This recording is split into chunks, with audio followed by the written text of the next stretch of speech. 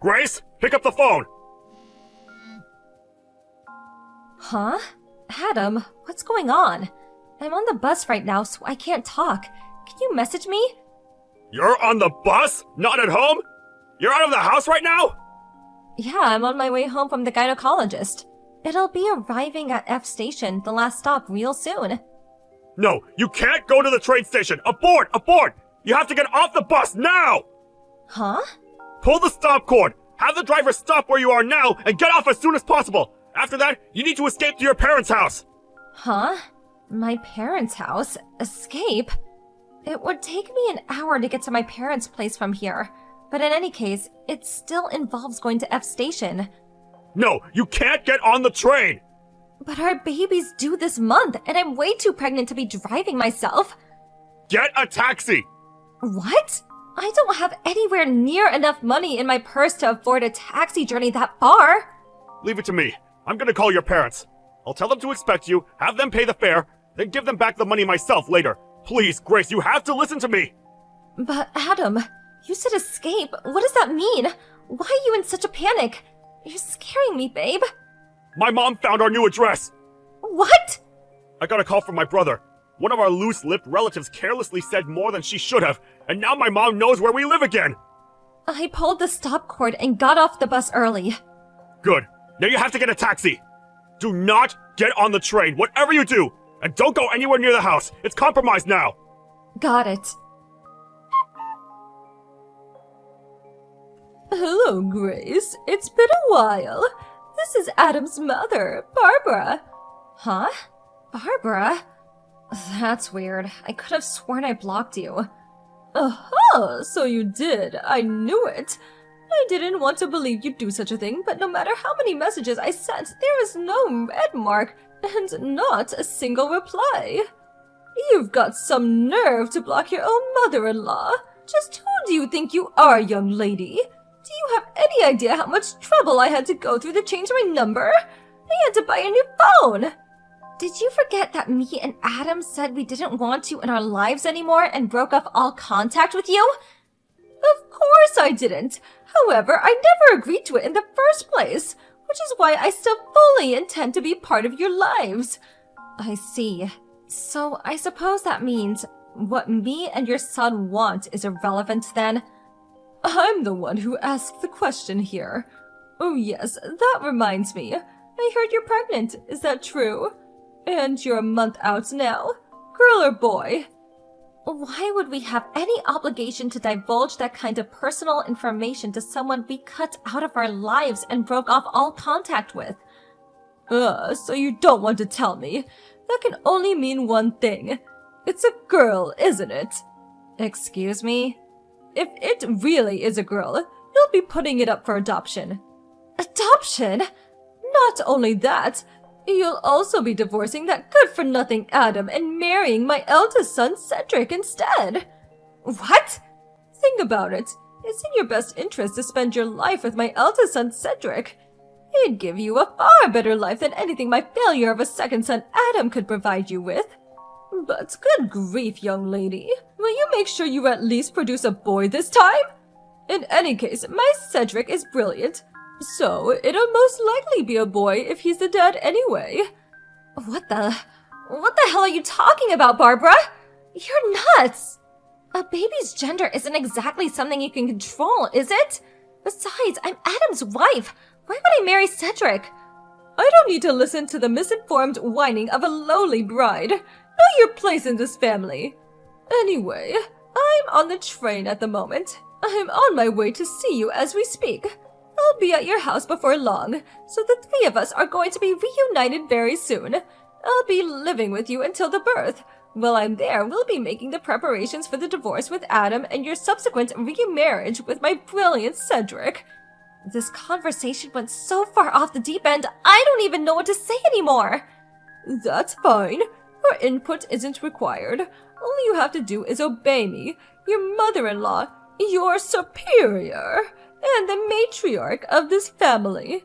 Be a good girl for me, okay, Grace? We'll be speaking again soon. Adam, I'm in the taxi now. Grace, are you okay? Yeah, I'm fine.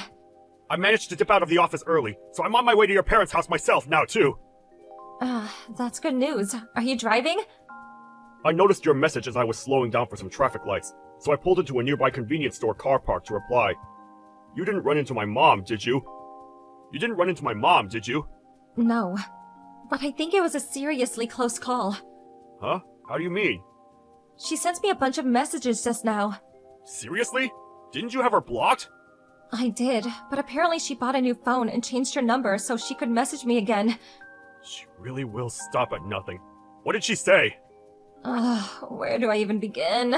Well, firstly, she thinks she's living with us until the baby is born. Oh yeah, and she also says I'll be divorcing you and marrying your brother instead. What? That's not even the last of it. She said if the baby's a girl, we have to put her up for adoption. Oh my god, has she lost her mind?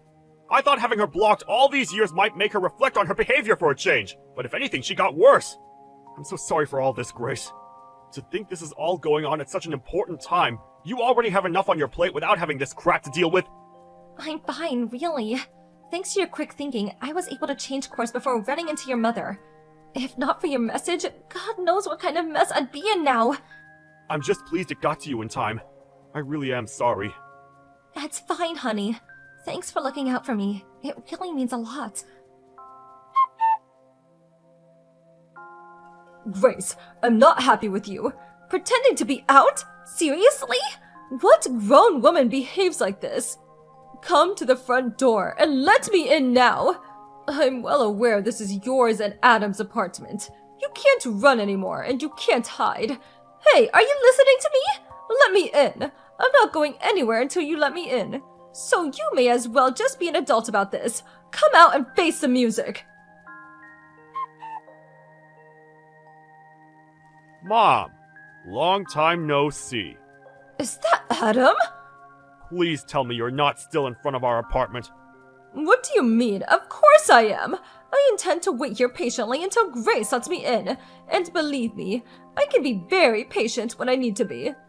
Listen, here's the thing. Grace isn't there. Huh? Come on, Mom. You must have been there, what, over an hour by now? Did it not occur to you that we might be out?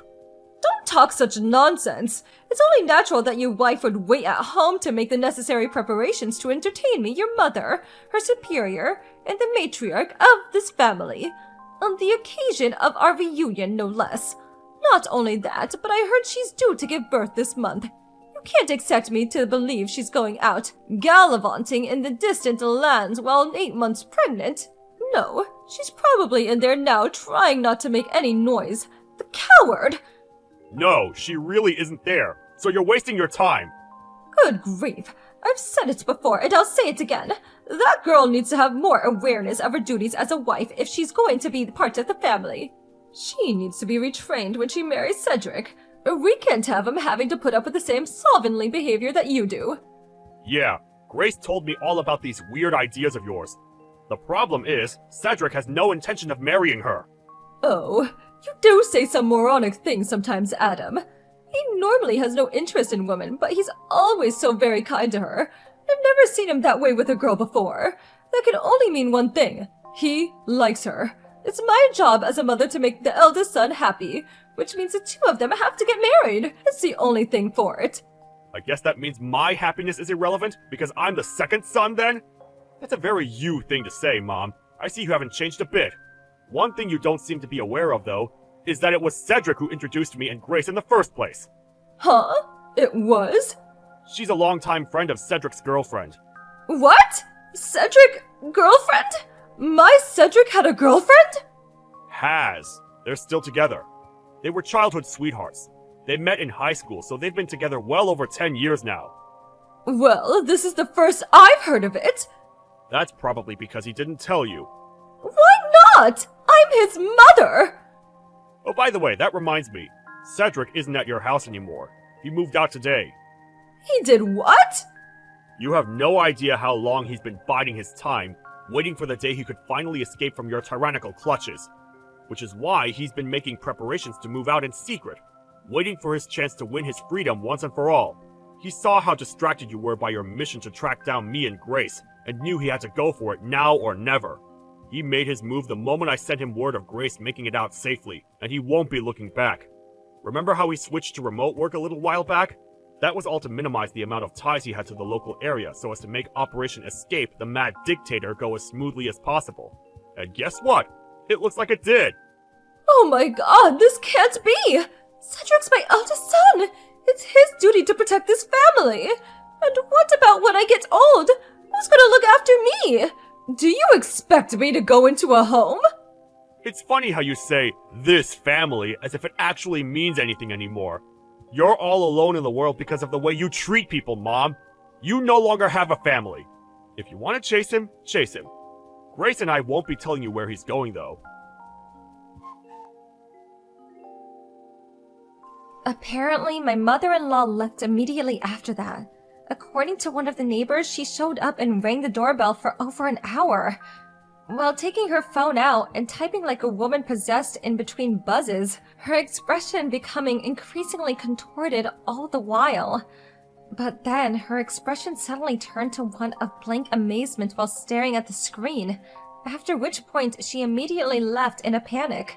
Hopefully she'd get the message and leave us alone now. But just to be on the safe side, we quickly sold the apartment and moved away. Cedric, my stepbrother, finally married his childhood sweetheart girlfriend.